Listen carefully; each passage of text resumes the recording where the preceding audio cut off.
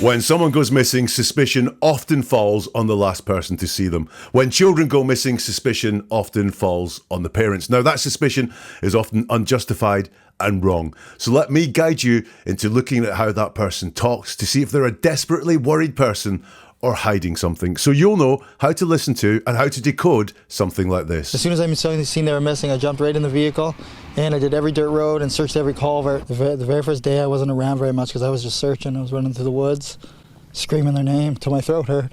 Welcome to Never a Truer Word, where we look at the words that people choose to use to see if they're telling the truth, the whole truth, and nothing but the truth. And what I do here is different from anywhere else. I strip away everything apart from the words that are said and then use my process of statement investigation to give you the key to seeing possible deception, possibly where the truth is, and also the motivations of the person talking. Now, at the time of recording in Nova Scotia, Canada, 6-year-old Lily Sullivan and 4-year-old Jack Sullivan are missing. I've done an episode looking at the only interview their mom gave, and I had some concerns on the back of that. I'll go through those concerns again here as we look at the stepfather, Daniel Martell. He has spoken a lot more, as we'll see, and it's him speaking that we're going to analyse in this episode. Just like I did last time, as it is a parent of a missing child, what I'm going to do is look at what the concern is. What are they concerned about? Where's Dan's focus? What is he focusing on? And concepts that he repeats when he talks, because that will show us what is going on inside his head, what is high priority for him, which is coming out in his words. So let's have a look and listen to the words of Daniel Martell. The last few days have been very stressful. I mean, ever since the Friday morning when we noticed that the children were gone. Immediately jumped in the vehicle, surveyed all the areas, many dirt roads, many culverts as I could, and waited for the police to get there. A very short clip of Dan to start off with there. He said the last few days have been very stressful. That's the first thing he mentions. And what I'm taken by immediately is his focus on himself, the stress that has been on him. Now, generally, people like to tell the truth. I believe here that we have this guy telling the truth. The last few days have been very stressful, but he doesn't say why they've been stressful. He goes on to talk about the search. Has the search been stressful? But certainly no concern voiced for the children. It's been very stressful worrying about those two kids. He says, I mean, ever since Friday morning. Now, Dan stutters and repeats himself a lot. I think it's his sort of natural way of talking. Stuttering can indicate stress, and he is saying there he is stressful. But I do think that there is some stuttering that is in his way of talking, maybe a low confidence way of talking. So ever since Friday morning, when we noticed the children were gone. Now, this phrase is interesting here. When we noticed the children were gone. I said when I looked at the mom that she was telling the story very much from the point of view of we. She spoke about what we did and we noticed a lot rather than telling it from her point of view. When I noticed things, she used we a hell of a lot more, and we have a similar thing here. It wasn't that one of these people, wasn't Dan or it wasn't the mom that noticed the children were gone. It was we. It was the pair of us noticed that the children were gone. And noticed is interesting. That's almost casual. Oh, I noticed you've got a new dress. I noticed you've painted the wall. It's like an observation rather than realised, hit us.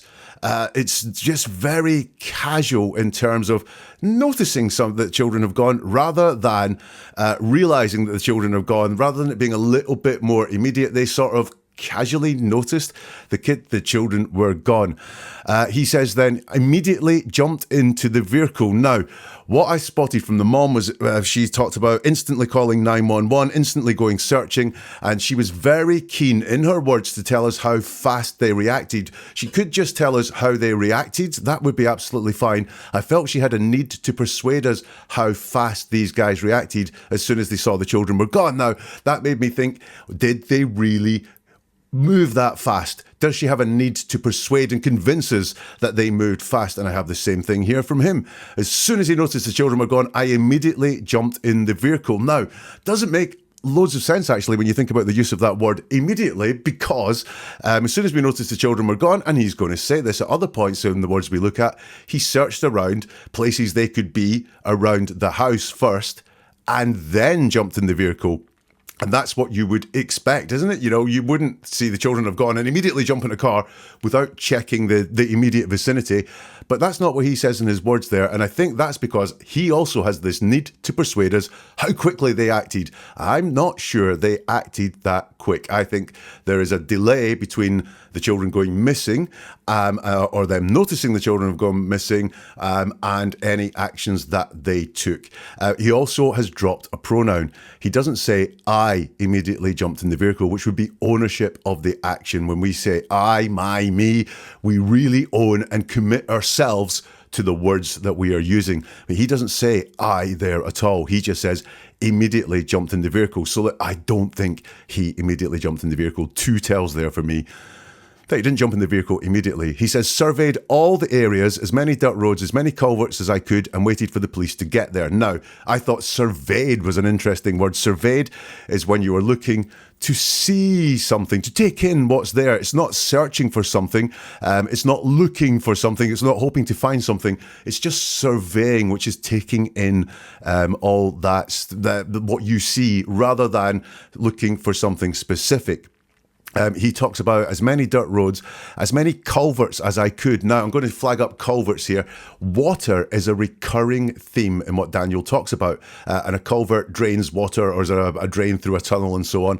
And this is the first mention we'll see here of him mentioning something related to water. Now, I will say it was rainy. I think it was rainy in that clip. There's certainly clips where it was rainy. And the mom also said in her interview there was a lot of rain that day. So it would make sense to look in culverts for sure. I'm not saying it's a nonsensical thing to do.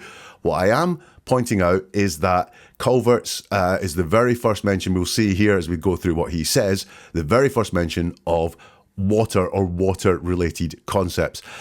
Now, when I looked at this quote, I only had this quote in writing. When I looked at it inside the Mom episode, I said, waited for the police to get there. And I thought that was a bit interesting. Was he avoiding the police? Because when they get there, not here, then he's not where the police are arriving. Having looked at it and thought about it a bit more, I'm a little bit less suspicious of that word, because when he is being interviewed, is not where the police went to. So it's the police to get there, i.e. I think at the house. So I think that is what we've got going on there with Dan. So look, just one answer, and there's a few worries about what he said. He doesn't seem to have been searching particularly deeply. He was surveying rather than searching, in his own words, and this need to persuade us how fast he moved when he noticed the children were gone. Noticed the children were gone, a little bit casual for my liking, and also that concern for himself and not for the children there, by talking about how stressful the last few days have been. Let's have a listen to a little bit more now of Dan talking. We were searching. We covered everywhere possible. Even in the first day we did.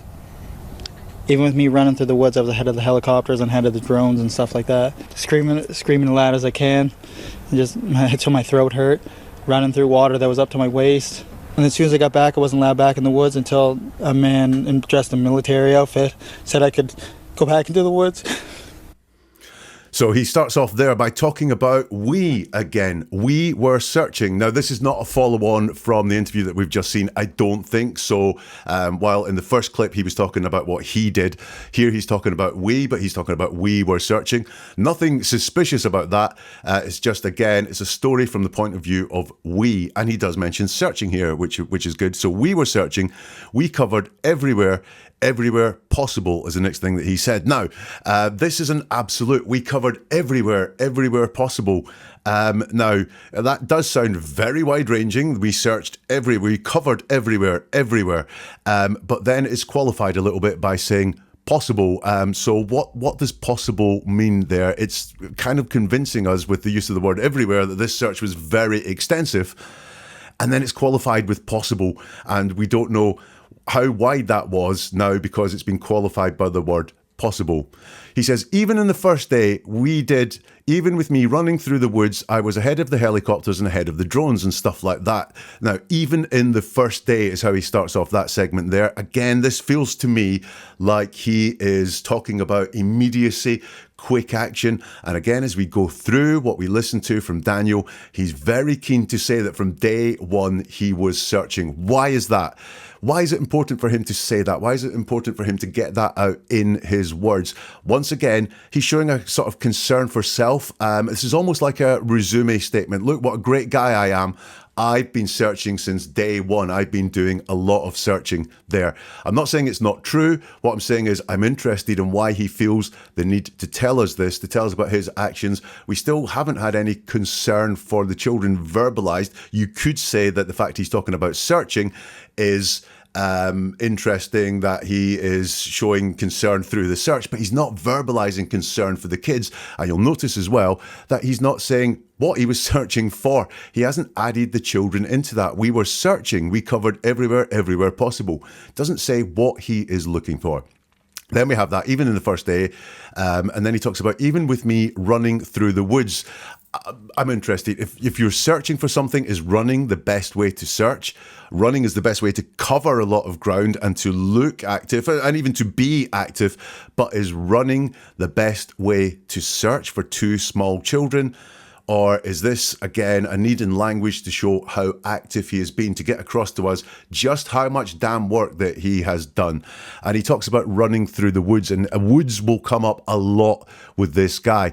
Why is that? Woods are obviously very important to him. That's what we can tell by words that people use a lot. We'll see him talk about woods a lot. Or is he convinced that these children are in the woods? We don't know right now, but he does say woods at all. And then he talks about being, I was ahead of the helicopters and ahead of the drones and stuff like that. He talks about I was ahead of the helicopters and ahead of the drones. Now, earlier it was we were searching, we covered everywhere. Again, possible that we were searching and they split off, but also possible then that he was ahead of the helicopters and the drones. But would certainly, this is now actions on him alone. And again, talking about being ahead of the helicopters and ahead of the drones is, again, this need for him to persuade us or communicate to us or tell us how hard he was working, how fast he was with things, which is a concept that he really wants us to connect to us on. He was working on the first day. He immediately jumped in his truck. He was ahead of the helicopters and ahead of the drones. And these things in the sky, helicopters and drones and search instruments, are very important to him. They come out in his words a lot more, as we will see. Then he talks about screaming as loud as I can until my throat hurt. There's dropped pronouns here. He doesn't say I was screaming. He says screaming as loud as I can. So now he comes into it there, until my throat hurt. Again, we've got ownership of that. Screaming. Now, screaming what? He doesn't say. Very much like searching for what? He doesn't say. And he doesn't say here why he was screaming or what he was screaming. He just says screaming loud as I can. Now, screaming is a word that can be quite horrific. That people scream when they are frightened, when they are scared, when they are being attacked. So it's quite a almost violent sort of word, screaming, isn't it? And also, this is a word about noise. And I noticed that in the mom's interview, she talked about noise and sound a lot, about how she could hear the children, then she couldn't hear the children. She couldn't hear the door open that she thinks the children went out of. And she also said the children would talk lots. There was lots in the mom about the sound. And here we have again from Daniel, more talk of sound. Screaming loud as I can until my throat hurt. Why is he telling us his throat hurt? Worried here, because again, we've got this concept of concern for self. These children are missing. They are very young children, 6 years old and 4 years old. And yet he's concerned about his throat hurting. Why is throat hurting something that he wants to tell us? We'll come on to that as he mentions it again. He then said, I was running through the water that was up to my waist, and as soon as I got back, I wasn't allowed into the woods until a man dressed in military outfit said I could go back into the woods. We have running again, running through water that was up to my waist. That's not really possible. You wade slowly through water that is up to your waist. So what is the concept that he's trying to get across here? Again, is this to show how active, how fast he was moving with all of this? It seems really important for him to get across to us how fast this guy was moving.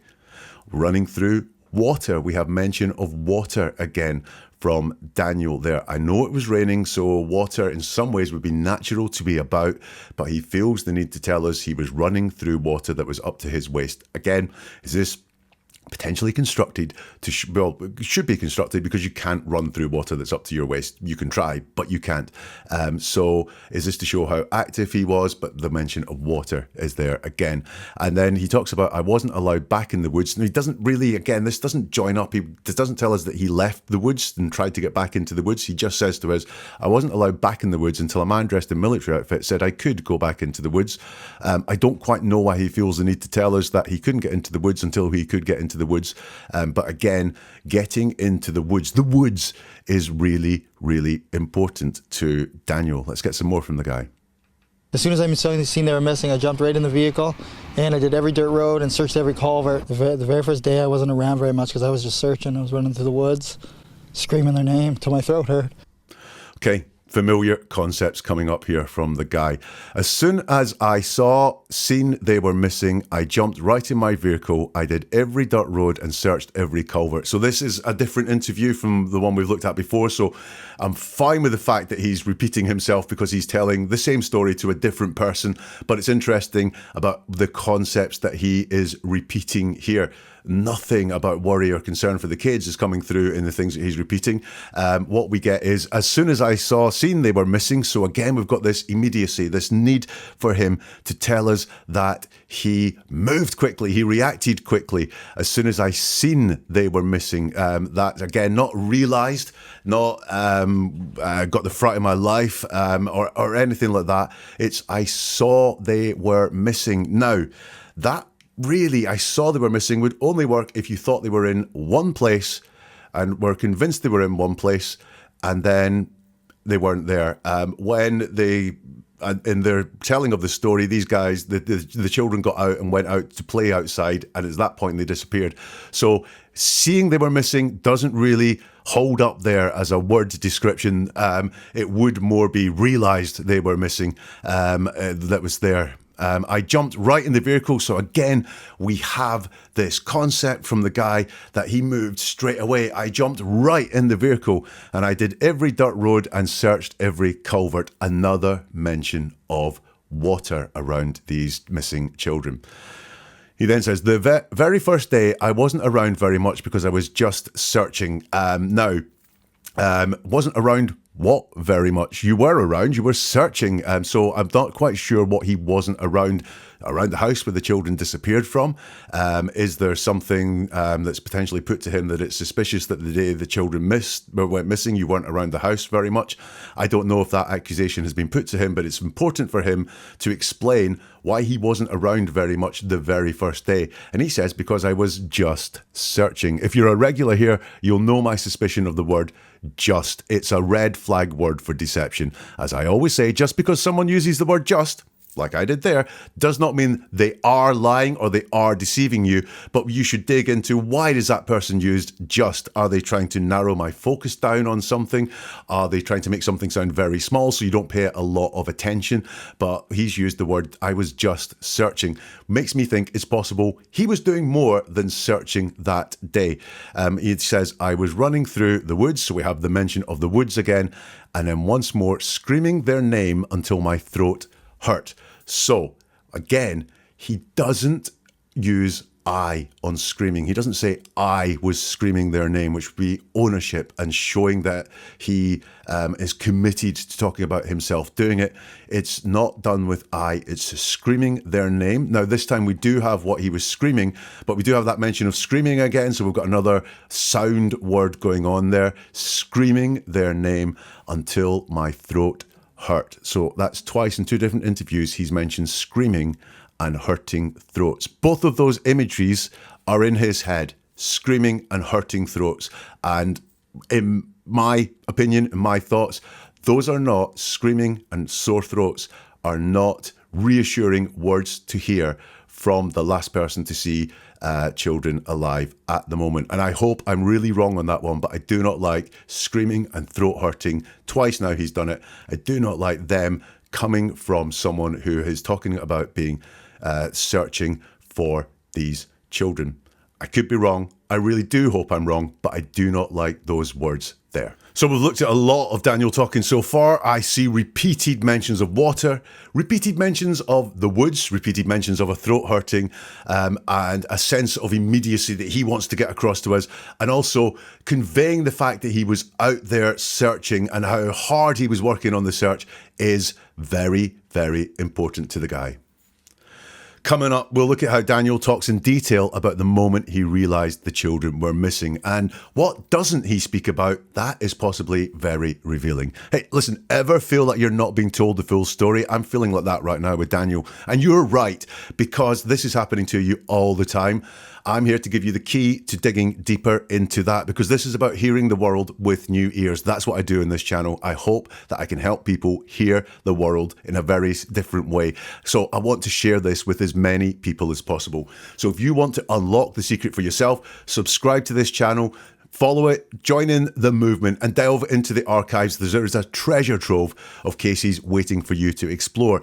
And do you know someone who needs this, someone who deserves to hear the truth? Then hit that like button. That helps it get out to more people. Share this, recommend it to others, pass it on, because every single click, every single share fuels the fire. It allows me to dig deeper, analyze further, and bring this potentially life-changing skill to even more people. I regularly hear from people, grateful audience members who've navigated tricky situations in their personal lives using the listening skills they've learned on this channel. So your share or recommendation could guide someone like that. It's a great gift to give. So let's do this. Let's get some more now from Daniel talking.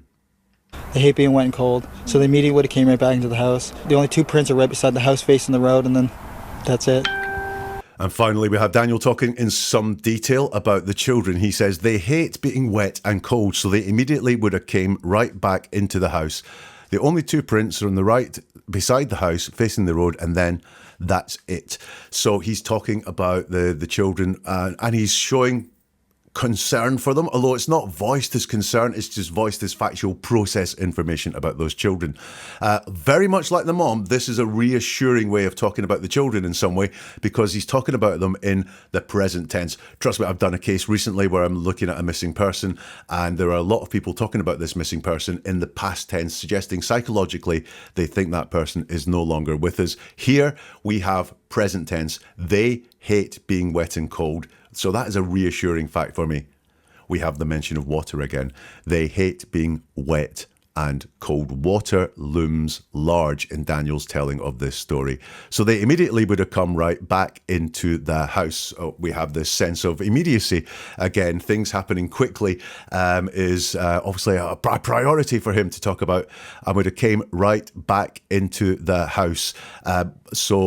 That if they went out to play outside, if they hated being wet and cold, would they, young children, would they allow themselves to get wet and cold? Potentially, or would they have come right back into the house? It's a little bit curious.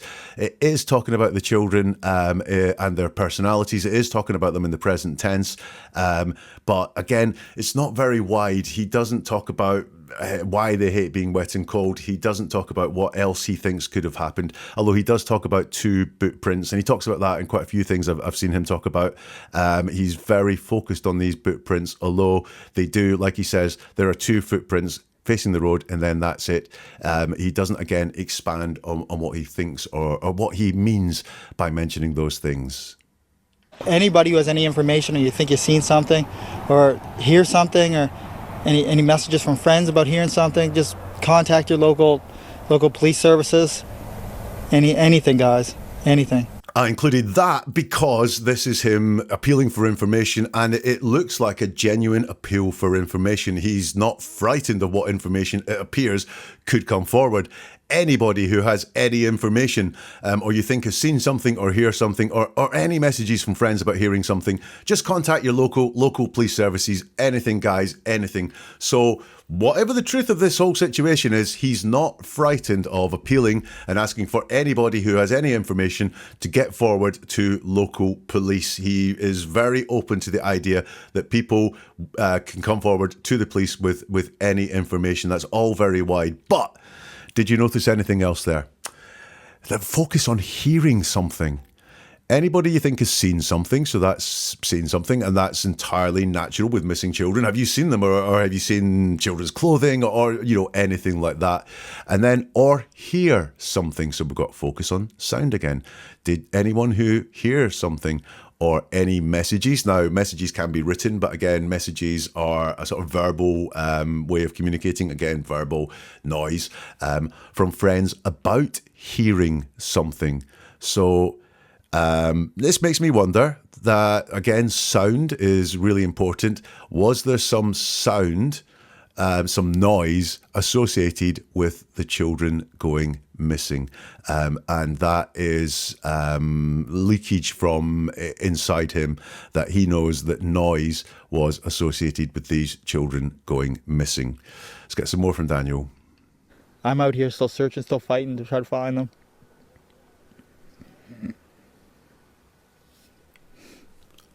That's all I can do. The message is still, if anyone knows anything? If anybody knows anything, just come forward as soon as possible. 2 little kids are still out there. I want to find them. That's really all I can do. Still searching every day. I'm waiting for information. I have to let them do a lot of their stuff with the aircrafts and everything else, and dogs and searchers. There's a lot of stuff that needs to be coordinated, and I can't just go running through the woods. I want to, but I just can't right now because the search is just so far out. So he starts off there by saying, I'm out there still searching, still fighting to try and find them. That's all I can do. The word, again, it's important for him to show that he's searching. It's something that's a real priority for him. You'll notice he's obviously not searching when he's giving these interviews. I'm not saying that's suspicious, but he really wants to convey that he is searching. In fact, him there searching is just the most important thing for him to get across to us. How he's searching, maybe that is to convince us that he has hope that these children are still alive. And he says still, as if he's still searching, still fighting, as if he's not giving up, as if it's, look, I still have the hope here. I still believe that I can find these children. But again, it's just very persuasive to us that he really wants to get across that he's searching and still fighting to try and find them. That suggests some sort of conflict going on around whether he'll fight him or not. Is that to do with the fact that there are other things that have to be taken into consideration that he talks about later? But he's fighting to try to find them. Again, there's a bit of distance there with try to find them. I'm still fighting to find them would be very direct. We have that try in the middle. Try suggests maybe a lack of belief that this is going to be successful. He says, that's all I can do. The interviewer there says to him, the message is still, if anybody knows anything. And he says, if anybody knows anything, just come forward as soon as possible. 2 little kids are still out there. I want to find them. That's really all I can do. So again, we have this wide-ranging, if anybody knows anything, come forward as soon as possible, which is a concept we've seen from him before. He's very comfortable in hoping that he, or appealing to anyone to come forward and say anything. And then he says 2 little kids are still out there. Interesting. Again, it is a mention of the children. It's an acknowledgement that they are missing. There's no concern voiced for them, though. There's sort of implicit concern, but he doesn't say, they really need to be found. They're scared. I'm really concerned about their welfare or anything like that. And also he says 2 little kids are still out there. Now, these children went missing. He's going to talk, and the mum's talked about the possibility of abduction. They don't think it's a high possibility, but it's a possibility of abduction. Therefore, he's out there. I'm presuming he's talking about the woods again, that sort of area. And it seems to be, and this came through in the moms as well, that they are convinced the children are out there, outdoors, away from the house, not abducted. And if a child was abducted, we'd presume that they were out there in a wider sense, but maybe sheltered at the very least. But these kids are still out there. I want to find them. That's really all I can do. Again, he's just saying that he's doing all that he can. He wants to show how busy, but really it's not about how busy. It's important for him to get across this searching thing. He says, again, still searching every day. Look, I'm still doing this. I haven't given up. Now, there's another reason why that could be, which is Mom's disappeared. She, and I know this not from the statements, but she has gone away from the house that she shared with Daniel and 3 kids, 2 of which are missing. So is this him saying, look, I am the one that is still here, that is still searching while mom has disappeared. Is that the need to say he's still searching while mom's given up? I'm waiting for information. I have to let them do a lot of this stuff, the stuff with the aircraft and everything else. We have more sense of things in the sky. I think he talked about helicopters, planes, drones earlier, aircrafts. So these seem to be very important for him to mention these things, circling over the area, looking down for the children. And dogs and searchers, there's a lot of stuff like that needs to be coordinated. I can't just go running through the woods. We have mention of the woods again, and we have again this running through the woods concept, which to me is not searching. And what he's talking about there is the difference between this methodical search that the law enforcement are doing with aircrafts and drones and dogs and searchers, and then a lot of stuff that needs to be coordinated, very methodical, and he just wants to go running through the woods. I think what's important for him isn't really the search, it's the fact that he's seen to be active and searching and still searching. That appears to me to be more important to him in his words than the actual search itself. He says, I want to, but I can't right now because the search is just so far out. Now, we have a bit of a contradiction there because he said he's still searching every day, and then he seems to say, I can't go running through the woods. I want to, but I can't right now because the search is just so far out. So is he saying he is searching, or is he saying he can't search right now because his type of search wouldn't go with the police type of search? I'm unsure of what is going on there, but while he wants to show us how active he is, he's now telling us he can't just go running through the woods. So that's all the video I've got to listen to what Daniel says. I did find an interview that was clipped in an article online, so let me read through that. And the quotes from Daniel in this article are, as soon as I noticed that I didn't hear anything, I immediately jumped out of the bed. I searched the bedrooms and looked in the backyard because they go looking for bugs and grass to feed the chickens. So, same old concepts here. As soon as I noticed, I didn't hear anything. So as soon as I noticed, I did something. I immediately jumped out of the bed. So again, we have this need to persuade us that the action was instant. As soon as I noticed I didn't hear anything, I immediately jumped out of the bed. We have that casual word, noticed. As soon as I noticed that I didn't hear anything, so we've got the sense of sound again, the fact that the sound stopped, and that is what alerted them. I didn't hear anything. We'll notice again, it's I didn't hear anything now. And they're telling the Martells they could hear the kids playing, and then they noticed they couldn't hear the kids playing, that it had gone quiet. But he doesn't say I couldn't hear the kids playing, it's I didn't hear anything. He moved immediately. We know Dan got out of bed. I searched the bedrooms and looked in the backyard because they go looking for grass to feed the chickens. And when I noticed they weren't there, I jumped in my vehicle and surveyed every dirt road and culvert that a culvert I could find.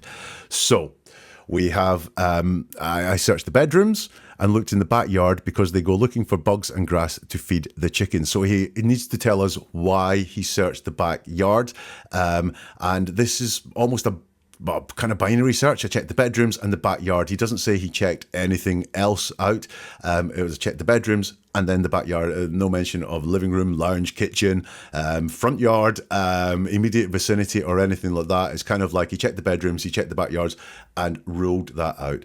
Again, when I noticed they weren't there. Now, again, he doesn't know where they are. He's searching for them, so he can't notice they weren't there. That's what happens when you expect to see something or casually see something. So that word noticed, it's way too casual and it's not used right here. Again, it's not realized or it dawned on me or anything like that. It's I noticed they weren't there. I jumped in my vehicle and surveyed every dirt road and culvert I could find. So we have that mention of the water again. He then said in this article, they went to the back sliding door. It's virtually silent when you try to open it. Now, he doesn't say how he knows they did this because if what he's telling us is that the children were up playing and as soon as they went quiet, he got up and looked. How does he know they went to the back sliding door? He may be able to tell us they went out the back sliding door, especially if the door was open or that's the only way out of the house. But it's very curious to me that he is talking about knowing what happened. They went to the back sliding door. He then says it's virtually silent when you try to open it. So virtually silent is not silent. That's an observation of mine there, is that it obviously makes some noise because it's not silent. it's virtually silent. And when you try to open it, not when you open it, but when you try to open it again, very curious wording. Mom was the same around this back sliding door. He talks about the foot tracks again. We only found 2 boot tracks outside the house, about 10 feet away from the backyard. He then talks about the possibility of abduction. He says, I have no idea why anyone would want to take them. Now, no idea is another red flag for deception case here. Look, I've got some ideas why people would want to adopt them. I've got possibilities. I don't have any proof or any real evidence to think about why someone would try to abduct them. But I do have ideas about why someone would try to abduct 2 young kids. But he has no ideas why anyone would want to take them. And then he says, but they're easy to take. Now that's curious to me, worrying to me, because that suggests experience of taking them. He doesn't say they would be easy to take, or I imagine it wouldn't be hard to take them. It's they are easy to take. They're easy to take. That's talking from experience, not talking about a possibility there. They're easy to take. If they would have wandered to the road, they would get in any car as long as you offered them food or water. So they would get in any car as long as you offered them food or water, not they were offered food or water, but you offered them food or water. We have, again, a mention of water once more. And I don't pick it up so much from what Dan says, but when I was listening to the mom, I got a sense that there was potentially some neglect in this household because she had a need to give us a resume statement about what great parent she was. And then offering food or water.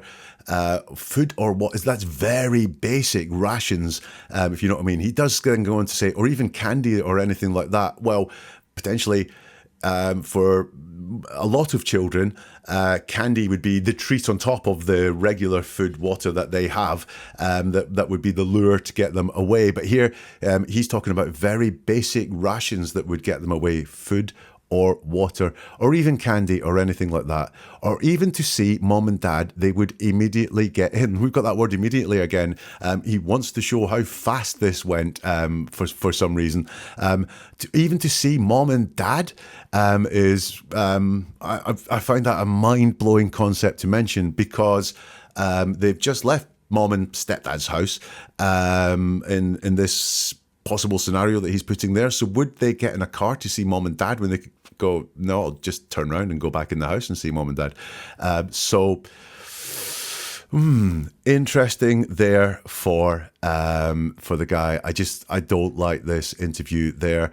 And this part of the interview really, really worries me. Now, often when people are talking, it's very useful to look at what is missing and what don't they mention. I've mentioned it a few times, but there is missing concern for these kids. I just don't feel that he is verbalizing any worry about them, any real concern, even hopes that they will come home and everything will be all right, that he's wishing for the best or anything. None of that is verbalized there. And also, did you notice that in everything we've seen him speak, there is no mention of his partner? In her interview, she mentioned Daniel's actions, but in his interview, he doesn't mention her once at all, suggesting some big distance between them. I know factually there is big difference. She has left the house with her youngest child, blocked him on social media apparently. So I know from circumstances that there is this distance between them, but it's also there in his words, that distance there, that he does not acknowledge these children have a mother, and he does not acknowledge that he had a partner who was involved in what went on that day. When he talks about that day, and when he talks about the realizing they were missing, he talks about what he did. I didn't hear anything. I immediately jumped out of bed. I searched the bedrooms and went looking in the backyard. He doesn't put the mom in that scenario whatsoever. So listen, is this guy just a helpful searcher trying to find these children, or is it a little bit more suspicious? The question we started this episode off with. I've got concerns. When I look at that word set that he used, and he's talking about running through the wood and running through water, it reminds me of someone talking about a nightmare. Now, if your children were missing, you'd say it's a complete nightmare. But actually, it reminds me of a nightmare in that the sort of nightmares that we have, fictitious stories that are really hard to get through. Once more, just like Mom, he's got this need to convince us that he acted immediately as soon as he knew that the children were missing. He's got this need to persuade us that it was all immediately. I just jumped in the car. Again, I've got some doubts as I think there was a delay between the children going missing and him starting any search efforts and also the police being called. He really wants to say what he's done. It's the most important thing for him to get across is the fact that from day one, from the moment he noticed these children were missing, he was out there searching. He has a real need to persuade us of that. He is talking about children in the present tense. He is open to information coming through there. Those are reassuring factors. But the same as the mom, sound is very important. Screaming, this virtually silent back door. I didn't hear anything that morning. Sound is really important. I think sound is key in his memories of the children going missing for some reason. I think he is convinced that they are in the woods. Water is very, very important to him. He mentions it a lot, is that he thinks the kids are in water or close to water, or is that something about the kids needing water because he said they could be tempted away by water as well. And the thing that didn't work for me at all was this talk of screaming and this curious talk of screaming that he said he did, but was someone else actually doing the screaming, and also the mention of the sore throat that he mentioned twice. Are sore throats high up in his priorities? In other words, there are a couple of reassuring things here when Daniel talks, but just like the mom, I find it really not reassuring, and many things in his words that concern me. I really hope, more than ever, I hope I am wrong with my analysis and that there's a best case scenario where there was an altercation that maybe involved screaming that caused these children to just run away, flee a bad situation, and that they could be found and they could be found safe. I really do hope that that is the outcome. But from the words I've seen from the mom and the words I've seen from Daniel Martell, I'm really, really concerned. What do you think? Do let me know on social media. You can find all the social media links at neveratruerword.com. There you can also look at a whole load more videos or podcasts, including more people close to missing persons, to look at how they talk and are they suspicious or are they just genuinely very concerned people. You can find all of that at neveratruerword.com. And we'll see you soon for something new from Never a Truer Word.